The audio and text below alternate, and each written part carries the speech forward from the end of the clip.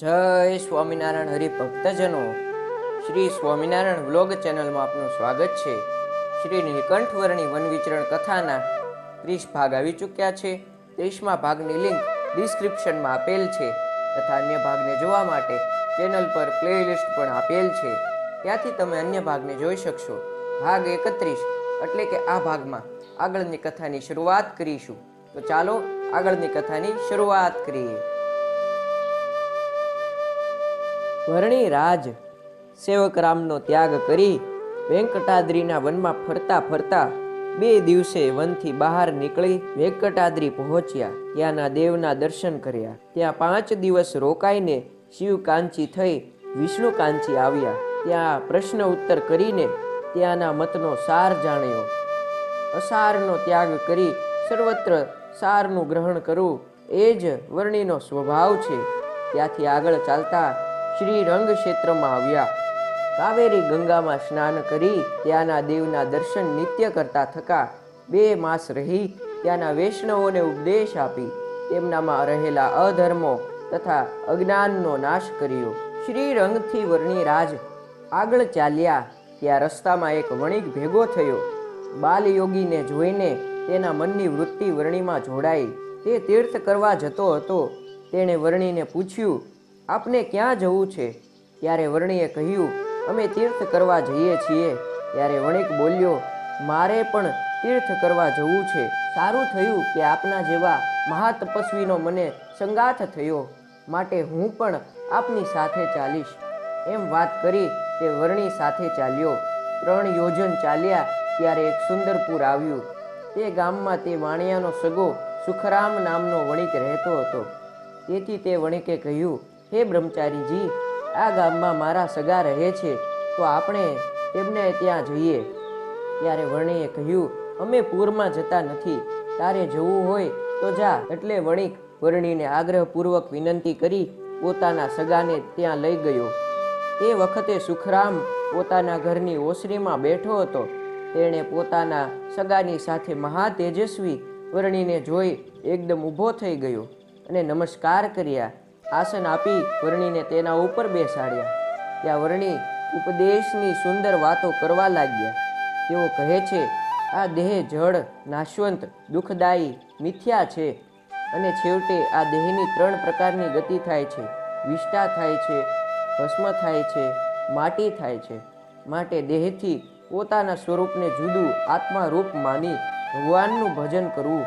આ શરીર સપ્તધાતુયુક્ત છે, માટે મનુષ્ય શરીર ધારણ કરવાનું એટલું જ ફળ છે કે હરિ સન્મુખ થઈ જીવાત્માનો મોક્ષ કરવો। જગતમાં માયિક પંચ વિષયનું સુખ લેવા જે જાય છે તે શરીરનો નાશ થાય છે। જો માછલું, પતંગિયું, હરણ, હાથી, ભમર એ 5 એક વિષયથી મરણ પામે છે, તો પછી એક જ જણ 5 વિષયનું સેવન કરે તો તે નિશ્ચય મરણ જ પામે છે। પણ અવિવેકથી આવી વાત કોઈ વિચારતું નથી।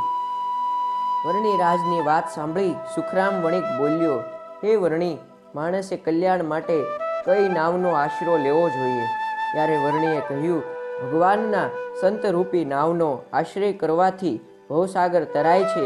સંતના વચન સત્ય માની તે કહે તેમ કરે તો મોક્ષ થાય। ત્યારે વણિક બોલ્યો, હે વર્ણી, તેવા સંત મળવા દુર્લભ છે, તો તેવા સંતને કેવા લક્ષણે ઓળખવા?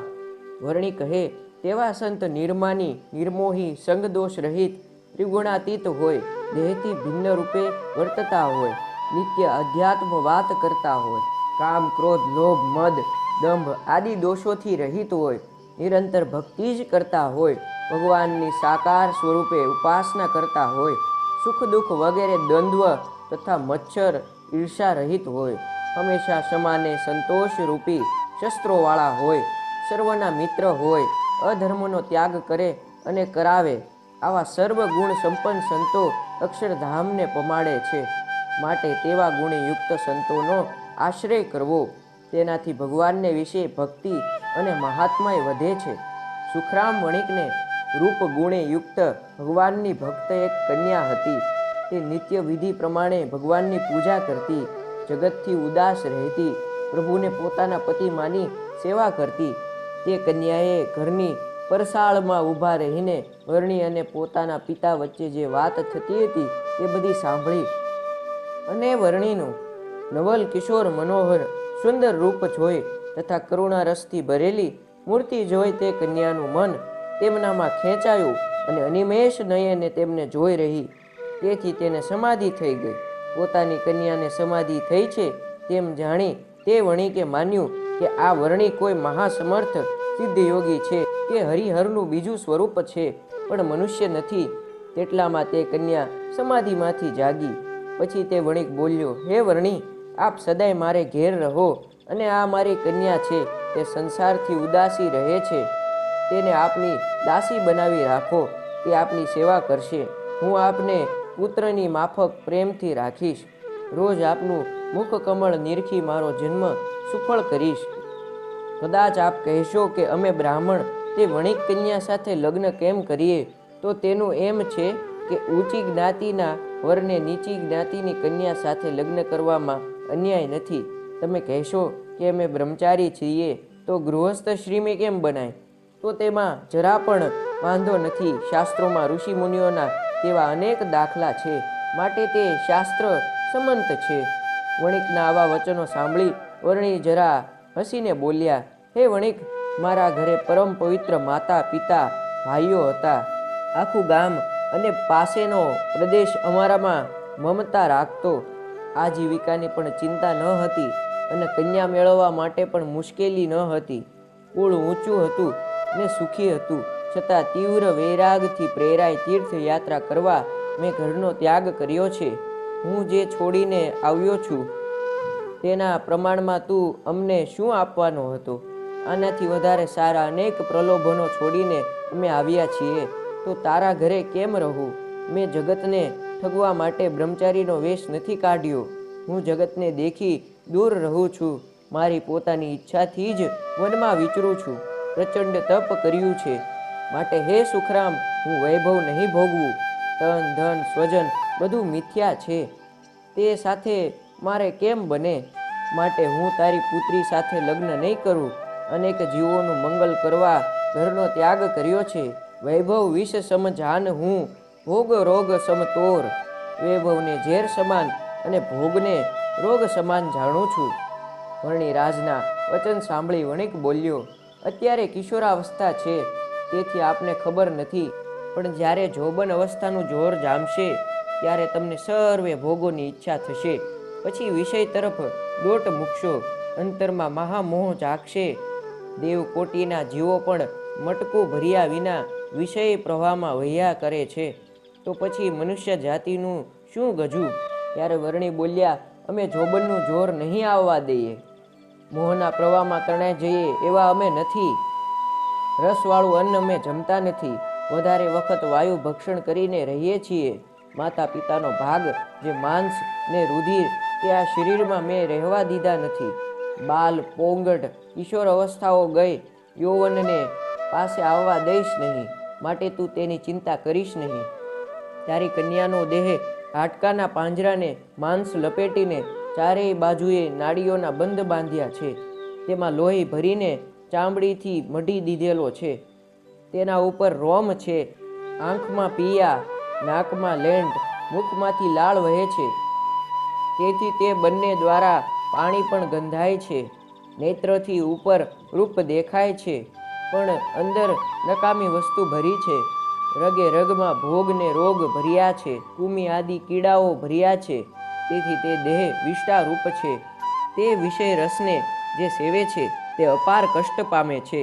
વિષય ભોગોનું ફળ નર્ક અને લખ 84 છે. જે વિષયનો ત્યાગ કરીને હરિને ભજે છે તેને નર તનનું ફળ મળે છે. વિષય ભોગ ક્ષણવાર સુખ કરે છે, પણ તેનો અંત કોટી જન્મ સુધી આવતો નથી. વિષયનો ત્યાગ કરી જગતનો મોહ છોડી સંતો હરિપદ પામે છે. જે ગુણમાં રહી વર્તે છે તે શાન વગરના સર્વે મૂઢ છે. તે કામ ક્રોધ લોભથી પોતાને જાણી શકતા નથી. હું ગુણથી પરમેધાને જ્ઞાન સિદ્ધિ કરીને રહું છું. ગુણમાં મારું ઘર નથી. હું સર્વેના અંતરની વાત જાણું છું. જેને પૂરણ બ્રહ્મ કહે છે તે હું છું. જીવને બ્રહ્મરૂપ કરું છું ને જીવને કલ્યાણ રૂપી દાન આપું છું. આ દેહથી સ્ત્રી માત્રનો ગંધ લેશ રહેતો નથી. મારી મૂર્તિમાં જે હેત કરે છે તેનો હું મોક્ષ કરું છું. વર્ણિરાજના આવા વચનો સાંભળી એ કન્યા સહિત સુખરામ વણિક તેમનો આશ્રિત થયો. પોતે ધનવાન હતો. વર્ણિને આગ્રહ કરી જમાડ્યા. વર્ણિ ત્યાં રાત્રિ રહ્યા.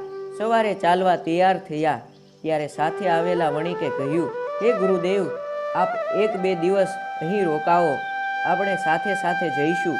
ત્યારે વર્ણિએ કહ્યું, તારો સંબંધી છે માટે તું રહે. મને ભોગ ગમતા નથી. તને તેમાં થોડી પ્રીતિ છે અને તું મારા ભેગો ચાલી શકીશ નહીં, કારણ હું વન અને તીર્થોમાં ફરીશ, તારાથી તે નહીં બને. પછી સુખરામે તથા તેની દીકરીએ શ્રીજીની મૂર્તિ અંતરમાં ધારી લીધી. વર્ણિ ત્યાંથી ચાલી નીકળ્યા. તો આવી રીતે વર્ણિરાજે સુખરામનો ઉદ્ધાર કરી ત્યાંથી આગળની વનવિચરણ યાત્રા શરૂ કરી. તો હરિભક્તજનો, ભાગ 31 માટે આટલું જ. આગળની કથાની શરૂઆત ભાગ 32થી કરીશું. જો આ વિડીયો તમને ગમ્યો હોય તો લાઈક કરજો, અન્ય હરિભક્તો સાથે આ વિડીયોને શેર કરજો તથા આવા અન્ય વિડીયો જોવા માટે ચેનલને સબસ્ક્રાઈબ કરજો.